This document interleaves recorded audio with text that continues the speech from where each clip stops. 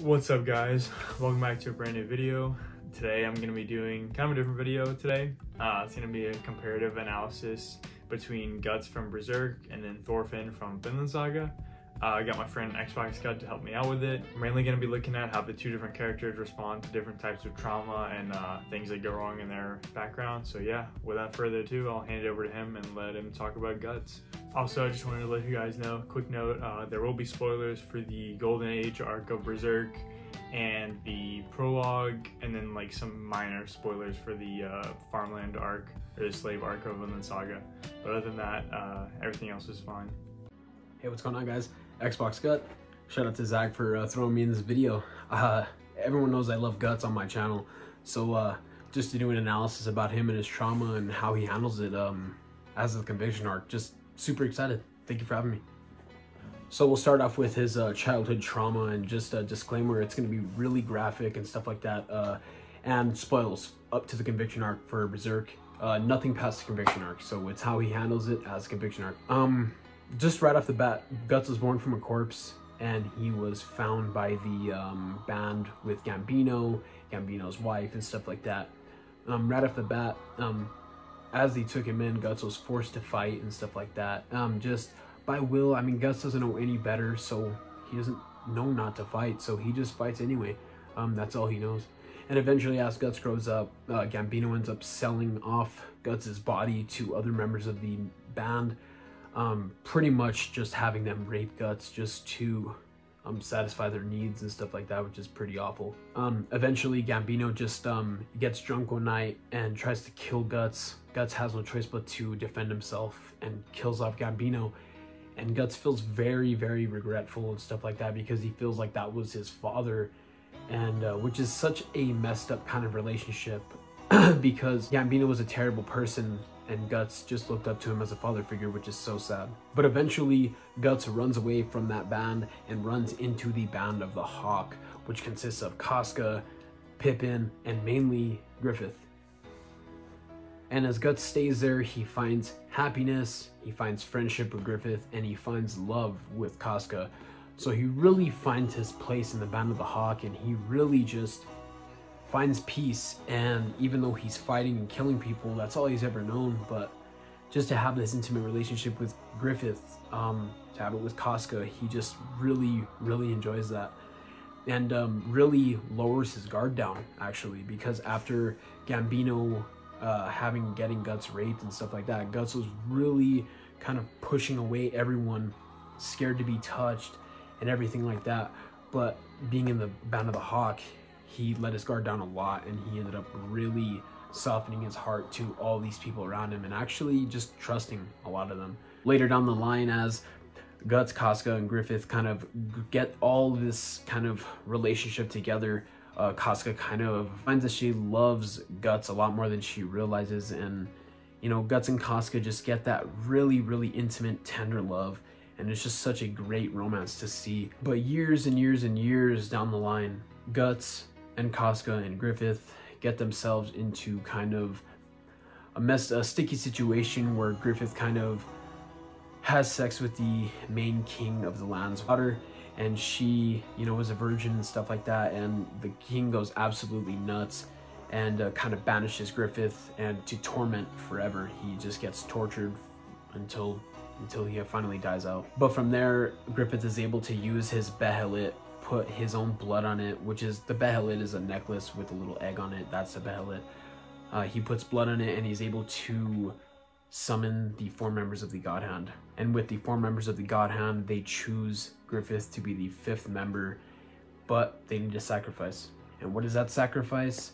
Griffith sacrifices the entire Band of the Hawk, which absolutely turns to shit. It turns into the Eclipse.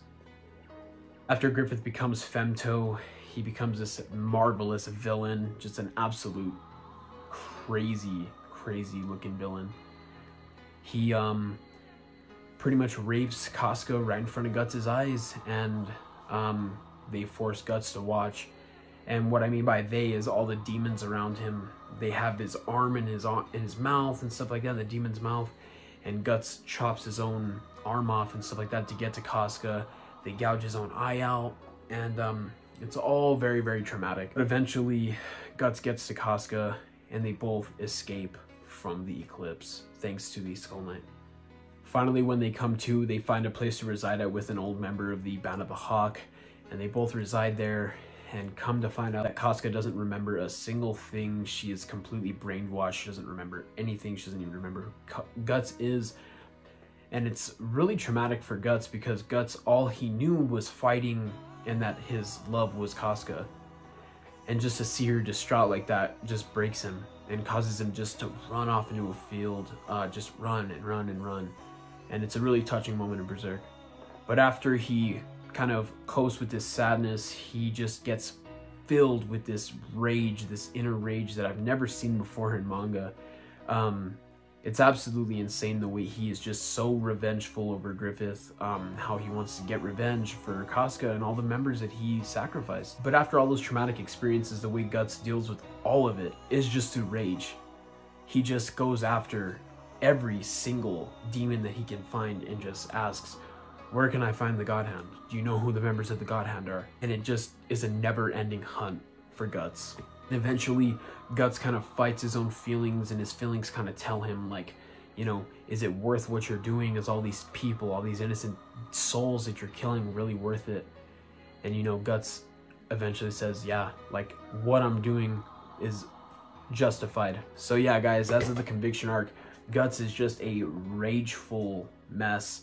And I'm sure he handles it a lot different than Thorfinn does, because I know Thorfinn handles it a lot better than Guts does, for sure. Thank you guys for watching my little take on Guts, my little analysis on Guts. I really appreciate Zag for throwing me in this video. Don't forget to go down to my channel and give me a subscribe. But don't forget to subscribe to Zag first. Later, guys. Alright, so yeah, that was Xbox Gut talking about Guts from Berserk. Thanks again for helping out with this video. I really appreciate it. Now we'll go ahead and move on into Thorfinn from Vinland Saga. So, you know, kind of starting off with his childhood years, Thorfinn was, you know, born into a village with a lot of other kids his age, and he would just kind of spend most of his time just like playing around with them, just being a normal kid, you know. They would always kind of play fight and stuff like that, you know, like with their little like wooden swords and stuff like that. But Thorfinn would always kind of take it more serious than the other kids. You know, they saw it as a game, but Thorfinn saw it as, you know, actually like he was in a war trying to fight people. And that was kind of one of the main things that really struck his ambition to just fight and become a warrior and all that stuff. This, however, was not what Thorfinn's father wanted for him. Thor's in his past used to be a great warrior and was just a vicious like killing machine. Like he was literally nicknamed like a troll because he was just that strong and powerful. So, you know, he tried to do whatever he could to get Thorfinn away from becoming a warrior. So this kind of all goes south one day. One of Thor's old companions comes to the village and basically demands him to come back and fight, because he actually ran away from the group of Vikings that he was with. He didn't actually like officially leave. He just kind of ran off one day because he kind of decided, you know, I don't want to be a violent guy anymore. One of the guys tracks him down and kind of demands him to come back to the army, or he threatens to like kill off the entire village. So Thor's obviously accepts his proposal and goes off instead of having the whole village killed. And he brings a few of the older kids from the village to help him fight, but he plans to kind of drop them off before he actually gets to the war, just so they're not hurt or anything. Thor definitely doesn't want to bring Thorfinn because he doesn't want him to get anywhere near the war or anything like that. However, Thorfinn sneaks onto the ship because he just wants to be with his dad and wants to go to war so badly. Unfortunately, things kind of started going south before they could get to the point where Thor was going to drop off the rest of the guys. They get ambushed by a group of pirates led by Askeladd, who ends up dueling with Thor's and kind of killing him off unfairly, because Thor technically won the duel, but he had archers kind of hiding out and just kind of got them to release a volley of arrows and shoot him. So this was really tragic for Thorfinn. This became the main driving force of his ambitions in life, was just to be able to train hard enough to kill Askeladd and one day, you know, atone for his father's life. But the only way he could do that was by kind of serving Askeladd and being a part of his crew until he was powerful enough to defeat him in a duel, which Askeladd promised him if he would serve him. So one of the big things that Thor's really wanted to drive into Thorfinn at a young age was that he didn't have really anybody that he needed to kill or hurt, and that he wanted Thorfinn to kind of be a pacifist and not really kill anybody, because in the words of Thorfinn has no enemies and there's nobody in this world that he needs to harm. And this got through to him, I would say, until he watched his father die at Askeladd's hand. Then Thorfinn completely threw it out of the water and just did anything he could just to try to get back and avenge his father's death. So fast forward a few years, Thorfinn is still working for Askeladd, trying to gain the skills necessary to defeat him in a duel. And they end up kidnapping Prince Canute, who is the son of King Sweyn of Denmark. And they kind of try to use this to gain some type of like advantage in the war that's going on. They end up realizing that Canute was actually just supposed to die. That's why his father sent him to the wars, that he could just let him just be killed off by the war and stuff like that, because his older brother was the one that King Sweyn really wanted to take the throne, but this didn't work out. So fast forward a little bit more, and Canute, Askeladd, Thorfinn, Thorkel, and the rest of the Danes end up meeting up with King Sweyn. That's kind of where Canute like reunites with his father. So it's really nice because he's able to like show him that he returned from the war. However, his father is not happy about this, and he wanted him dead, and so his plan didn't succeed. So he ends up trying to assassinate Canute, but that doesn't work either.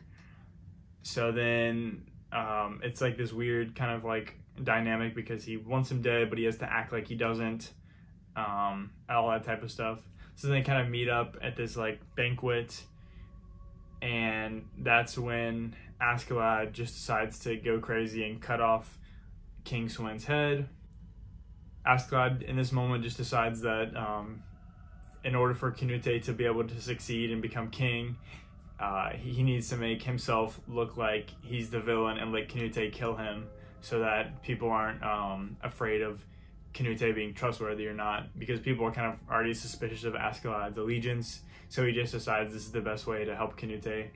Now, Thorfinn wasn't with them when this happened, but he kind of comes in late and just ends up seeing Askeladd getting killed by Canute. And this is probably, I would say, probably the lowest point that Thorfinn's been at, just because the one thing that he'd been working for his whole life was the ability to kill Askeladd, and it was just taken from him in an instant like that. So, you know, Thorfinn's obviously broken, and he doesn't have a purpose in life anymore. Kind of goes crazy, flies into a rage, tries to kill off Canute. But Canute, you know, has kind of grown his relationship with Thorfinn along the story so far. So he decides not to kill him off, even though he could have right on the spot. And instead he just sells him into slavery. So this brings us to the farmland arc. You can tell Thorfinn has really let himself go crazy. He's thinned out a lot. His hygiene has gone way down. He has kind of gross stubble on his face. He hasn't really shaved in a while. He just looks rough in general. He just has no purpose in life, and he just doesn't know what the point of even continuing on is, you know what I mean? Thorfinn's always having this dream that causes him to scream throughout the night, but then he wakes up in the morning and doesn't remember what the dream was about. Until one night where he kind of realizes what the dream is that he's been dreaming. It's kind of like a two-part thing. So in the first part of the dream, he's in this wheat field with his father, and he tries to go like hug his father, but his dad like turns him away because of all the like bloodshed that he's caused. You know, because Thorfinn still hasn't gone back from his violent ways, if that makes sense. So then he kind of sees all the corpses of the people he's killed kind of come up from the ground and just kind of start pulling him down into the grass.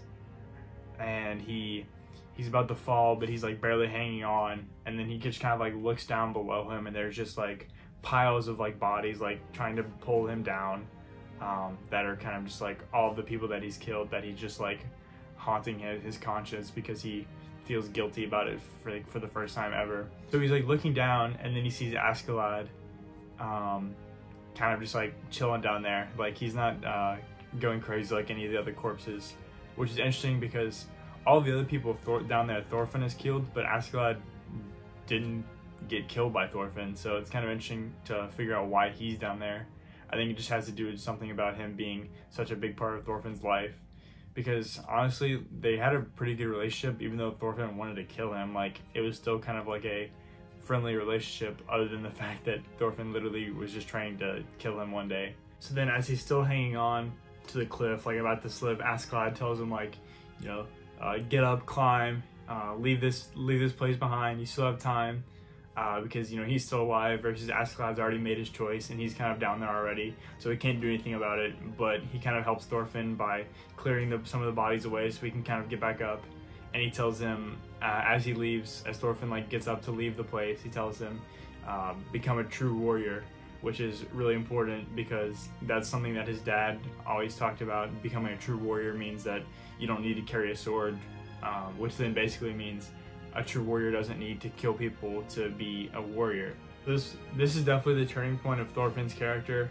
I think, you know, he's heard this all throughout his life, but this is the one moment that he really gets it, that he needs to stop hurting people and become somebody who is a true warrior in his father's standards. After having this dream, we kind of see the old Thorfinn come back and kind of go back to his old smiley self and all that. So it's really nice because he's kind of finally understanding that life does have purpose, even though the one thing that was giving him purpose isn't there anymore. I think it's just a really beautiful way of him coming to terms with his past mistakes and just being like, you know what, I need to climb. I need to get up and climb and make myself better in the future. So yeah, that about does it for this video today. We just kind of wanted to compare both those characters just because they're so different. I feel like, you know, you have Thorfinn deciding to try to become a pacifist and like not hurt other people unless it's like extremely necessary, and then you have Guts who just like results to just extreme violence and just like wanting to like kill everybody who gets in his way. But yeah, big thanks again to Xbox Guts for helping me make this video. I'm gonna have his channel linked below. But yeah, other than that, thanks you guys for watching. I really appreciate it, and I'll see you all in the next video.